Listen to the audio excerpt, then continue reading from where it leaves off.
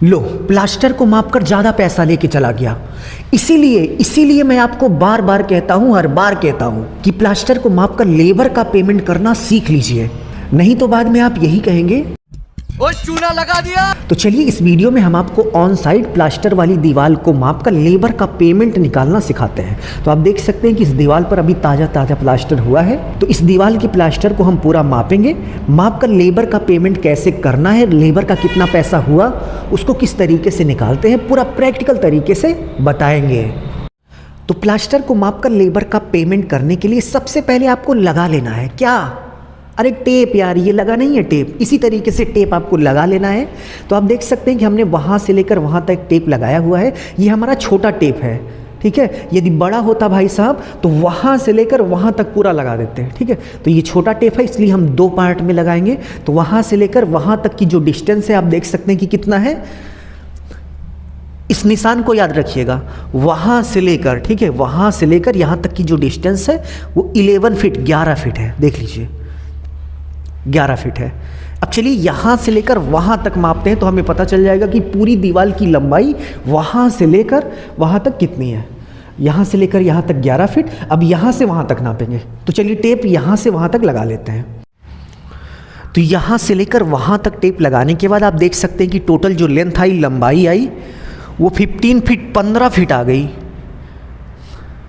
तो 15 फीट यहाँ से लेकर वहाँ तक है और यहाँ से लेकर वहाँ तक 11 फीट है। तो दोनों को मिलाकर इस पूरे दीवार की जो लंबाई हुई यहाँ से लेकर वहाँ तक 26 फीट हो गई। तो 26 फीट इस दीवार की टोटल लंबाई हो गई। तो चलिए दीवार की टोटल लंबाई हम 26 फीट लिख लेते हैं।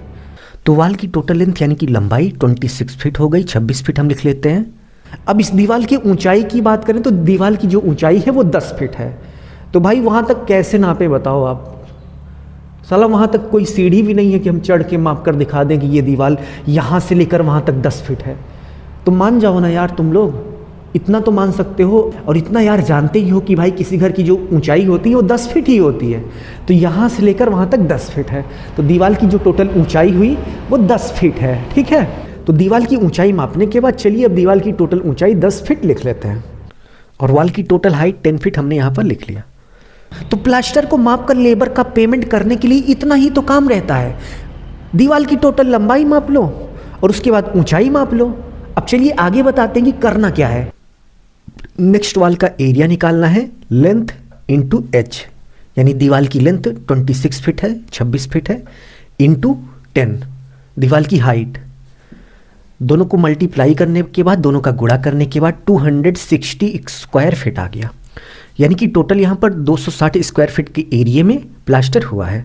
तो टोटल जितने स्क्वायर फीट में प्लास्टर हुआ है ये पता करने के बाद नेक्स्ट स्टेप में आपको प्लास्टर का लेबर रेट पता होना चाहिए। तो यहाँ पर प्लास्टर करने वाले मिस्त्री ने 12 रुपये यानी कि 12 रुपये पर स्क्वायर फीट के हिसाब से प्लास्टर किया हुआ है। तो प्लास्टर का रेट पता होने के बाद नेक्स्ट स्टेप में आपको लेबर का टोटल रेट निकालना है। तो PA इंटू LR।